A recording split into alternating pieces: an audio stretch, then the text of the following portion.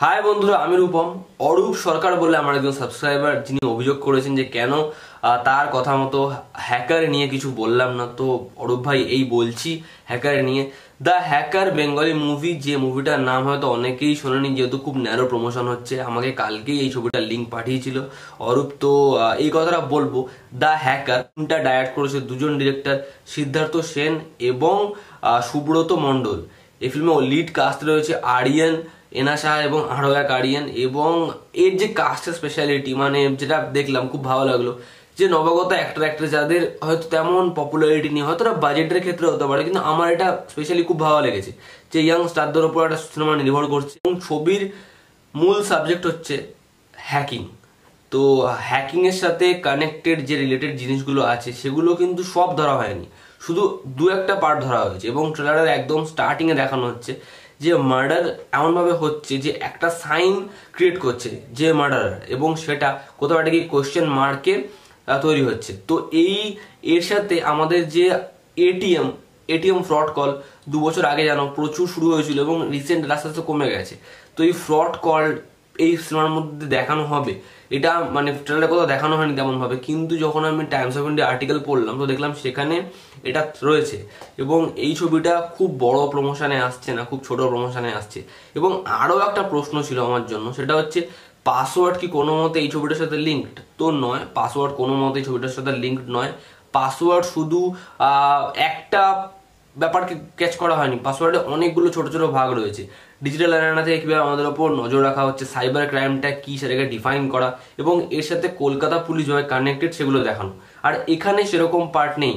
এখানে একটা 22 বছরের হ্যাকার, যে হ্যাকিংয়ে মানে দারুণ, তার কর্মদক্ষতা খুব ভালো, তাই জন্য তাকে হায়ার করা হচ্ছে। তার একটা পার্সোনাল লাইফ রয়েছে, তার একটা লাভ লাইফ রয়েছে।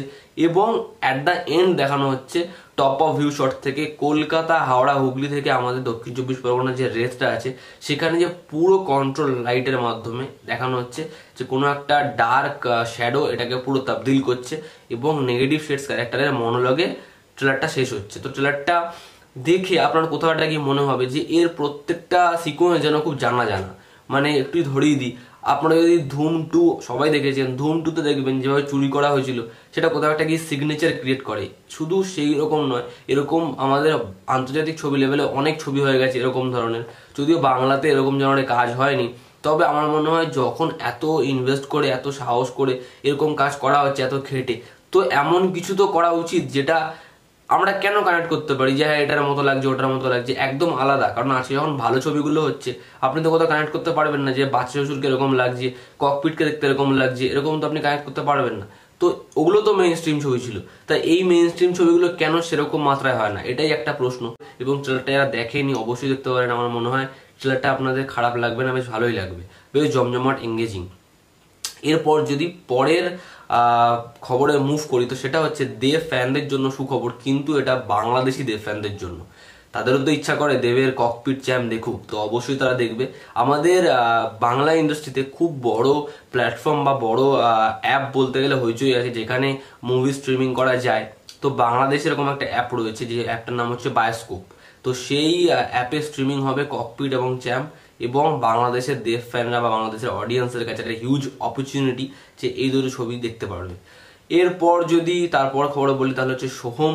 Happy birthday Soham Chakraborty. সোহম আমাদের কিন্তু বাংলা ইন্ডাস্ট্রির খুব ভালো একজন নায়ক, কিন্তু ইদানিংকালে সোহমকে গত 3-4 বছরে single as a lead cast খুব বড় হিট দিয়ে দেখা যায়নি। কিন্তু আমি পার্সোনালি এটা মনে করি, সোহম কিন্তু একসময় খুব ভালো অ্যাক্টর ছিল এবং তার যথেষ্ট পপুলারিটি ছিল। সোহমকে কিন্তু দেবজিতের পরে ধরা হতো, আমি বারবার করে বলেছি। এবং সোহম নিজের ক্ষমতায় ব্লকবাস্টার থেকে হিট ছবি অনেক দিয়েছে, কিন্তু সাডেনলি সোহম যেভাবে নিজের ফিজিক্স নিয়ে খাটলো না, যেরকম তার চয়েস অফ ব্যাড ফিল্ম হতে হতে গেল, এর ফলে সোহমের ক্যারিয়ারটা অনেকটা খারাপ ফেসে গেছে। এবং সোহম অনেক ফেস করেছে, সোহমের কোনো একার হিট ছবি হয়নি, ভালো ভালো পরিচালকের সাথে সোহম হারিয়েছে তাদের হাত। তো এবার দেখা যাক সোহম কি করতে পারবে। তো আমি এইটুকু চাই, যেহেতু সোহমের অ্যাক্টিং দক্ষতা আছে, সোহম ভালো একজন অভিনেতা, সোহম যেন আবার বাউন্স ব্যাক করুক, এবং এই জন্মদিন থেকে যেন আবার নতুন পথ চলা শুরু হোক। তো অনেক অনেক শুভেচ্ছা সোহম বাবুকে, এবং সে যেন আবার বাউন্স ব্যাক করতে পারে তার কেরিয়ারে।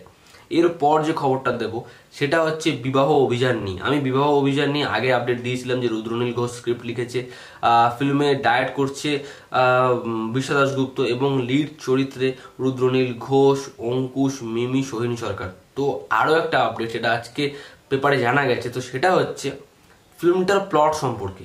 তো প্লট সম্পর্কে অনেকে বলছিল যে এটা হয়তো বিভূতিভূষণ বাবুর লেখা গল্প অবলম্বনে, কিন্তু না, সেটা ক্লিয়ার করেছে রুদ্রনীল ঘোষ এবং বিশ্বা দাশগুপ্ত যে না, এটা সেরকম কোনো গল্প অবলম্বনে নয়। তবে হ্যাঁ, এটা একটা কমেডি ছবি, কিন্তু কমেডি বলতে তেমন কমেডি না যে যেটা গালে থাপ্পড় মেরে বা পেট খুঁচিয়ে হাসায়।